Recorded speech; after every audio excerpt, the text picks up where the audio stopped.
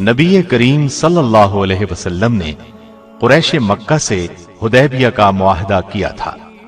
اس کی ایک شق یہ تھی کہ 10 سال تک دونوں فریق جنگ نہیں کریں گے، اور جو فریق معاہدے کی خلاف ورزی کرے گا اس کے خلاف جوابی کارروائی کی جائے گی۔ چنانچہ قریش نے معاہدے کی خلاف ورزی کی، مسلمانوں کے حلیف بنو خزاعہ پر حملہ کر دیا۔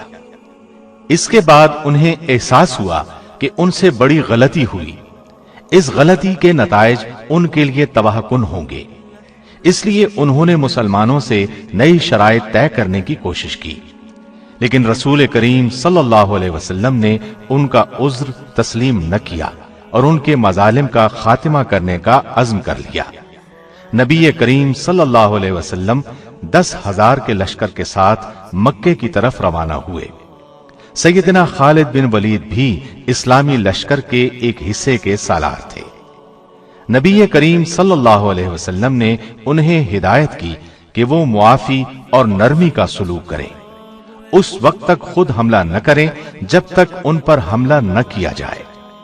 خالد بن ولید اپنے دستے کے ساتھ مکے میں داخل ہوئے۔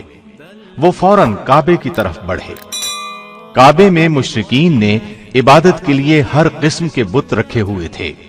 وہ نبی کریم صلی اللہ علیہ وسلم کے حکم پر ان بتوں کو توڑنے اور کعبے کے نواح سے بت پرستی کی نشانیاں مٹانے لگے، اور نبی کریم صلی اللہ علیہ وسلم نے مکے میں داخل ہو کر فرمایا، لوگو آج کے دن تم آزاد ہو، تم میں سے کسی کو نقصان نہیں پہنچایا جائے گا۔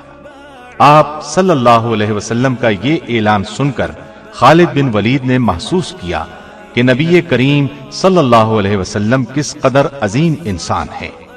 جن لوگوں کے لیے آج عام معافی کا اعلان فرما رہے ہیں، کل انہی لوگوں نے آپ کو طرح طرح سے ستایا تھا، ظلم کے پہاڑ توڑے تھے اور ہر قسم کی زیادتی کی تھی، زیادتیاں کرنے میں کوئی کسر اٹھا نہ رکھی تھی۔ پھر انہوں نے دیکھا اسلام کا پرچم مکے کی ہر عمارت پر لہرا رہا تھا، فضا اللہ اکبر کی صداؤں سے گونج رہی تھی۔ ایسا منظر اس سرزمین نے پہلے کبھی نہیں دیکھا تھا۔ خالد بن ولید دوسرے صحابہ رضی اللہ عنہم کے ساتھ اللہ کے حضور سر بسجود ہو گئے، اس کی اس نعمت کا شکر ادا کرنے لگے جو مسلمانوں کو عطا کی گئی تھی۔ خالد بن ولید رسول اللہ صلی اللہ علیہ وسلم کے بہت نزدیک رہے۔ انہوں نے اسلام کے دشمنوں کے خلاف ہر جہاد میں حصہ لیا۔ نبی کریم صلی اللہ علیہ وسلم نے فتح مکہ کے بعد محسوس کیا کہ قبیلہ حوازن اسلام کے راستے میں رکاوٹ بن رہا ہے۔ آپ نے 12,000 مجاہدین کے ساتھ ان لوگوں پر چڑھائی کی اور انہیں سبق سکھایا۔ خالد بن ولید اس غزوے میں بھی شریک رہے۔ وہ عرب قبائل کو اسلام کے دائرے میں لانے کی تگ و دو کرتے رہے۔ مکے کے ارد گرد کے قبائل پر غلبہ پانے کے بعد مدینہ واپس تشریف لائے اور حج کی تیاری شروع کر دی۔ پھر نبی کریم صلی اللہ علیہ وسلم کی قیادت میں 1,00,000 سے زائد مسلمان حج ادا کرنے کے لیے مکے کی طرف روانہ ہوئے۔ سیدنا خالد بن ولید بھی آپ کے ساتھ تھے۔ انہوں نے میدان عرفات میں نبی کریم صلی اللہ علیہ وسلم کا خطبہ بہت غور سے سنا اور سمجھ گئے کہ آپ کی رحلت کا وقت قریب آ پہنچا ہے۔ حج کے سفر سے واپسی پر نبی کریم صلی اللہ علیہ وسلم علیل ہو گئے۔ تمام صحابہ رضی اللہ عنہم بہت اداس تھے۔ انہیں اس بات کی گھبراہٹ تھی کہ کہیں رسول اکرم صلی اللہ علیہ وسلم رحلت نہ فرما جائیں، جبکہ نبی کریم صلی اللہ علیہ وسلم کی رہنمائی اور قیادت کی ابھی بہت ضرورت تھی۔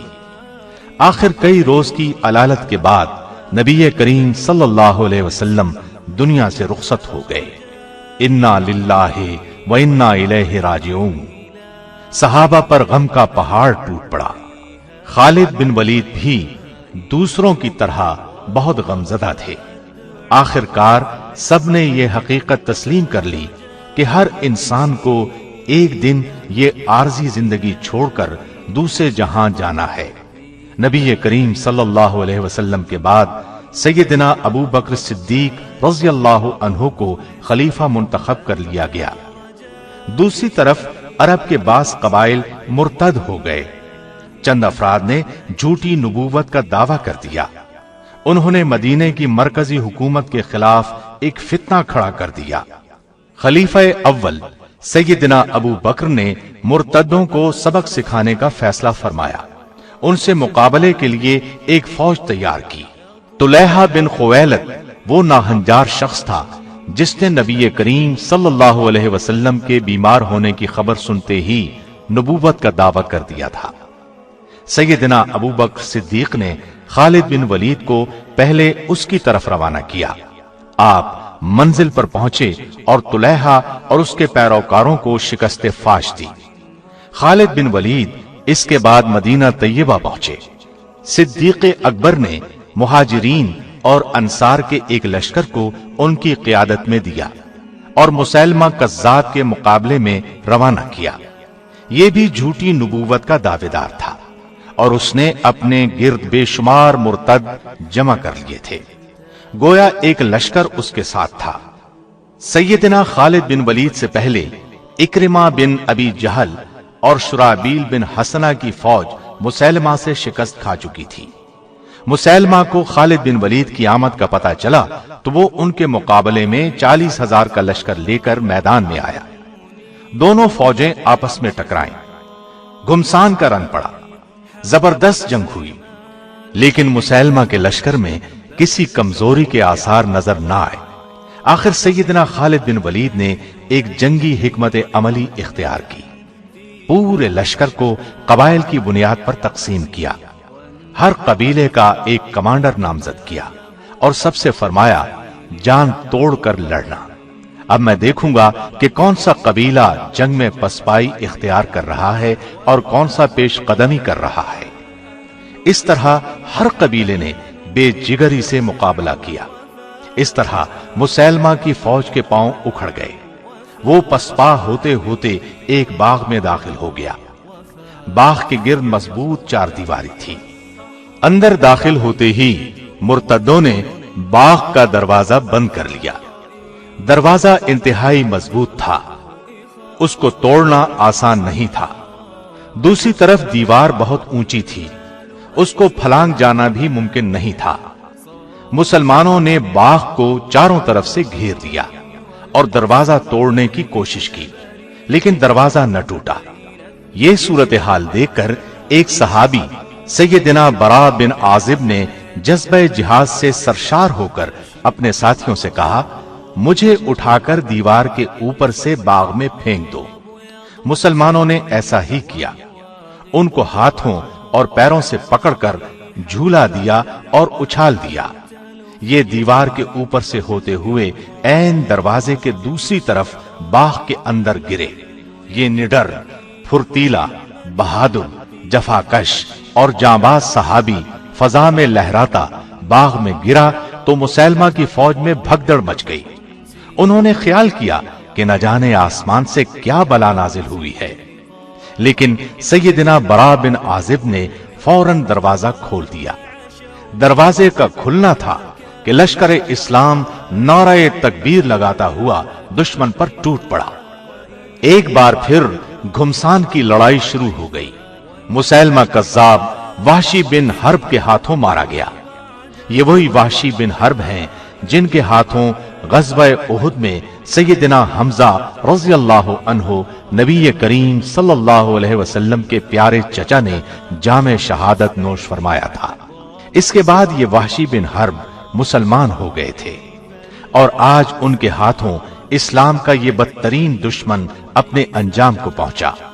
اس کے علاوہ اس کی فوج کے قریباً 1000 افراد بھی مارے گئے۔ باغ کے اندر ہر طرف لاشیں دکھائی دے رہی تھیں۔ اس کے بعد اس باغ کا نام حدیقۃ الموت یعنی موت کا باغیچہ مشہور ہو گیا۔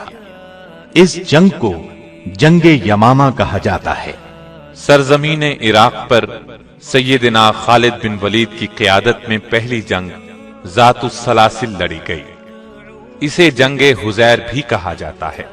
حزیر خلیج فارس کے قریب واقع ہے۔ مدینے سے بصرہ جاتے ہوئے پہلے حزیر آتا ہے۔ یہاں کا حاکم ہرمز تھا۔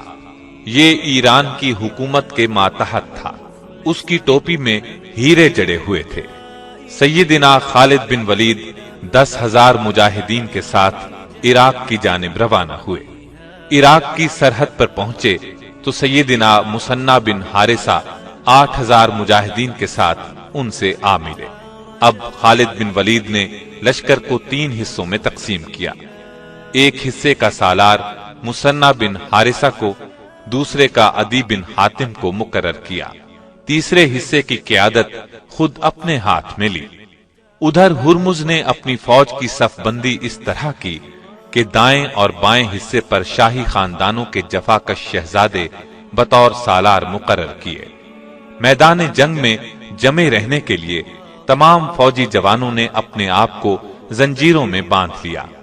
عربی میں زنجیروں کو سلاسل کہتے ہیں۔ اسی مناسبت سے اس جنگ کا نام جنگ ذات السلاسل مشہور ہوا۔ جنگ شروع کرنے سے پہلے سیدنا خالد بن ولید نے ایرانیوں کو اسلام کی دعوت دی۔ ان کے انکار پر آخر جنگ کا آغاز ہوا۔ ہرمز کی فوج نے اس میدان میں پہلے پہنچ کر دریا پر قبضہ کر لیا تھا۔ سیدنا خالد بن ولید نے یہ دیکھ کر اپنی فوج کو صحرا کی طرف پیش قدمی کا حکم دیا۔ وہاں سورج آگ اگل رہا تھا۔ آخرکار وہ کاظمہ نامی مقام پر پہنچ گئے۔ اس طرح انہوں نے دشمن کو پانی کے چشمے چھوڑنے پر مجبور کر دیا۔ آخر دشمن سے ٹکراؤ ہوا۔ ہرمز ان کے مقابلے میں آیا۔ خالد بن ولید نے اس پر ایسا کاری وار کیا کہ وہ اپنے ہی خون میں نہا کر گھٹنوں کے بل گرا۔ ہرمز کے قتل سے ایرانی فوج کا جوش جاتا رہا۔ مسلمانوں کا روب ان کے دلوں میں بیٹھ گیا۔ اس کے بعد پرجوش حملوں کی تاب نہ لا کر وہ منتشر ہو گئے۔ فارسیوں کا بہت زیادہ نقصان ہوا۔ مسلمانوں نے ان کا تعاقب کیا اور بے شمار فارسیوں کو تہس نہس کر دیا۔ اس طرح انہیں مسلمانوں کے ہاتھوں شرمناک شکست سے دوچار ہونا پڑا۔ اس جنگ کی نمایاں بات یہ تھی کہ خالد بن ولید نے دشمن کی جنگی حکمت عملی کو ناکام بنا دیا اور انہیں اپنی حکمت عملی کے تحت لڑنے پر مجبور کر دیا۔ جنگ کے بعد انہوں نے مدینے میں مال غنیمت میں شامل ایک ہاتھی بھی بھیجا۔ مدینے کے لوگوں نے زندگی میں پہلی بار ہاتھی دیکھا۔ وہ اس قدر ڈیل ڈول والے عجیب و غریب جانور کو دیکھ کر حیران رہ گئے۔ اس لڑائی میں ہرمز کی ایک ٹوپی بھی ہاتھ لگی۔ اس ٹوپی میں نہایت بیش قیمت ہیرے جواہرات جڑے ہوئے تھے۔ مال غنیمت کی تقسیم کے وقت یہ ٹوپی سیدنا خالد بن ولید کے حصے میں آئی۔ اس کی قیمت کا اندازہ لگایا گیا۔ وہ قریباً 1,00,000 درہم کی ثابت ہوئی۔ پے در پے فتوحات نے جہاں کفار کے اندر ہلچل مچا دی تھی، وہاں مسلمانوں کے حوصلے بہت بلند کر دیے تھے۔ مسلمانوں کا سیل رواں کسی کے روکے رک نہیں رہا تھا۔ بلا شبہ یہ دور مسلمانوں کی تاریخ کا تابناک ترین دور تھا۔ ہیرا اور اب اللہ کے درمیان دریائے فرات کے کنارے الیس نامی علاقہ ہے۔ عراق میں آباد عرب قبائل نے ایرانیوں کے ساتھ مل کر اسلامی لشکر کا مقابلہ کرنے کا پروگرام ترتیب دیا۔ یہ قبائل مسلمانوں سے پے در پے شکست کھانے کے بعد مسلمانوں کے خلاف بکھرے ہوئے تھے، چنانچہ اس علاقے میں جمع ہوئے۔ ادھر سیدنا خالد بن ولید نے اس مقام پر پہنچ کر دشمن پر حملہ کیا۔ دشمن کے لشکر میں نامی گرامی شاہ سوار مالک بن قیس موجود تھا۔ وہ آپ کے مقابلے پر آیا۔ آپ نے ایک ہی وار میں اسے ڈھیر کر دیا۔ یہ منظر دیکھ کر دشمن فوج پر ہیبت طاری ہو گئی۔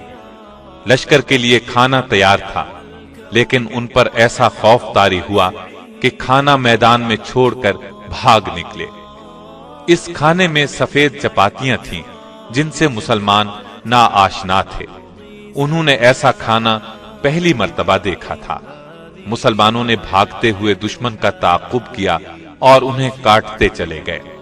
اس لڑائی کو جنگ الیس کہتے ہیں۔ کافروں کے 70,000 کے قریب آدمی मारे गए। इसके बाद सैयदना खालिद बिन वलीद हीरा की तरफ मुतवज्जे हुए।